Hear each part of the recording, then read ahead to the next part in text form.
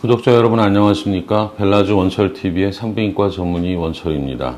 오늘은 지난 시간에 이어서 이쁜이 성형수술, 질축소 성형수술이 재수술이 필요한 분들에 대한 정보를 전해드리도록 하겠습니다. 지난 시간에는 불만족 때문에 재수술을 고려하는 경우가 되겠지만 오늘 소개드릴 내용은 수술이 좀 잘못돼서 또는 그 부작용으로 고생을 하다 보니 재수술을 하고자 하는 분들도 있을 수 있기 때문에 먼저 부작용에 대해서 또는 합병증에 대해서 잠깐 말씀을 드리고, 그러한 경우는 재수술이 필요한 방법이라든지 그 후의 처치에 대해서 말씀을 드리겠습니다. 사실 수술 후의 합병증은 바로 수술 직후에 발생하는 합병증이나 시간이 경과하면서 회복되지 않는 후기 합병증이 있을 수가 있겠습니다. 질성형을 했을 경우에 합병증은 흔하지는 않습니다. 많은 수의 환자분들이 대부분 약간의 통증이나 불편감을 한 일주일 내내 호소하다가 병원에서 처방하는 약물이나 진통제나 소염제나 또는 항생제로 대부분은 합병증을 예방할 수 있으나, 특별한 경우에는 첫 번째 고려할 것이 감염이 될 수가 있겠습니다. 수술 부위에 박테리아 감염이 매우 드물지만 그래도 생긴다면 대부분은 항문 쪽 근처에 있는 대장균이 될 수가 있겠습니다. 이러한 경우에는 빨리 발견을 해서 항생제를 교환한다든지 적절한 처방해주면 치료가 될 것이나, 그것을 놓칠 경우에는 주사제라든지 또는 농이 찼을 경우에는 배농을 필요로 할 경우도 있겠습니다. 또 이렇게 항생제를 많이 쓰는 경우에는 진균 감염, 곰팡이 감염이 같이 올 수가 있는데, 수술 후에 분비물로 인한 또는 진균 감염에 의한 가려움증이라든지 분비물 양이 많은 경우에는 역시도 좀 치료를 해야 될 필요가 있겠습니다.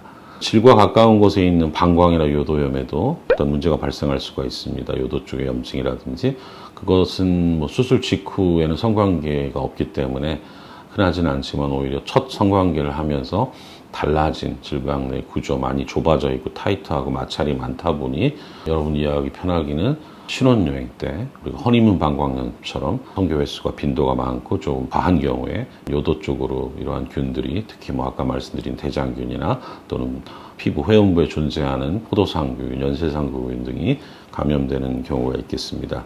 이 역시도 항생제 치료로 좋아질 수가 있겠고요.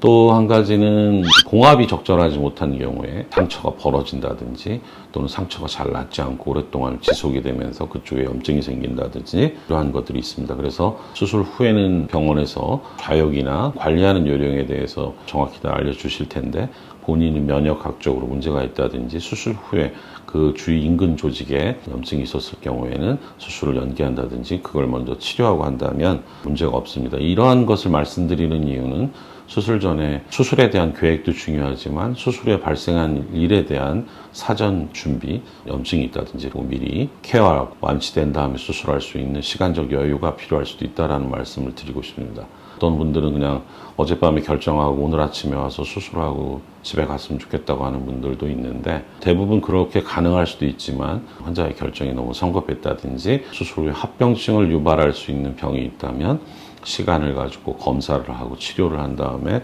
하는 것이 이러한 것들을 방지할 수 있으리라고 생각합니다. 후기 합병증으로는 특징적으로 성교통증이 있을 수가 있겠습니다. 성교통증은 수술이 너무 좁게 된 경우라든지, 특히 질각내가 좁게 된 경우에 폐경이 안 된 여성이면 대부분은 시간이 지나면서 질 점막은 피부와 다른 구조이기 때문에 적응하는 데 큰 문제가 없을 수 있으나, 질 입구에서부터 바깥쪽으로 이어지는 회음부 쪽에 피부를 잡게 한 경우는 사실 난감할 수가 있습니다. 이러한 것들은 계속 환자를 힘들게 하다가 결국에는 폐경기가 되면 질강이나 이런 피부들은 위축이 오고 경화가 오기 때문에 그러한 변화로 인해서 성교불능까지도 가는 경우를 볼 수가 있습니다. 수술 직후에 잠자리를 하면서 아픈 거는 지나면 좋아질 수도 있고 안쪽은 문제가 없으나, 특히 입구라든지 바깥쪽이 불편하고 환자분이 폐경이라든지 폐경이 임박한 갱년기라면 어떤 수술에 대한 부작용으로 인한 문제 또는 질을 오히려 입구를 다시 벌려야 되는 재수술을 고려할 수 있기 때문에 말씀을 드리는 겁니다. 이러한 경우에는 질 확장기라고 해서 질강을 좀 벌리는 치료를 할 수도 있습니다. 어떤 의사들은 보톡스 같은 걸 써서 질 근육을 좀 이완시키고자 하는 노력을 하기도 하지만 제 경우에는 아직은 그렇게까지 필요한 환자는 없었고, 또 이 외에도 이제 환자분께서 수술 후에 회복되는 과정에서 불편해하는 여러 가지 다양한 증세들이 있으나 거의 많지 않고 대부분은 그냥 시간이 지나면 좋아질 수가 있는데 혹시라도 수술할 때 수술 중에 술자에 실수가 될 수가 있겠는데 특히 비뇨생식기, 비뇨기 있죠.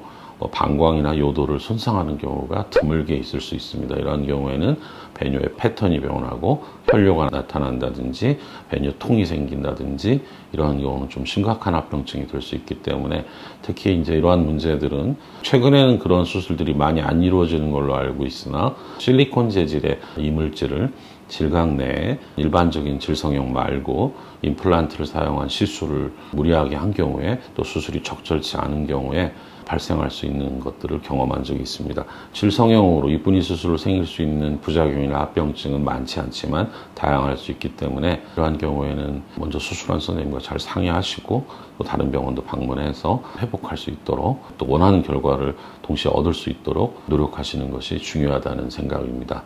질성형, 모든 성형은 여러분들이 급해서 하거나 응급 상황에서 하는 수술이 아니기 때문에 이러한 문제가 생길 수 있다는 점 고민하시고 하지만 이러한 위험을 감수하면서도 얻을 수 있는 기대가 있다면 그런 것들에 대해서는 충분히 고민하시고 결정하시기를 당부드립니다.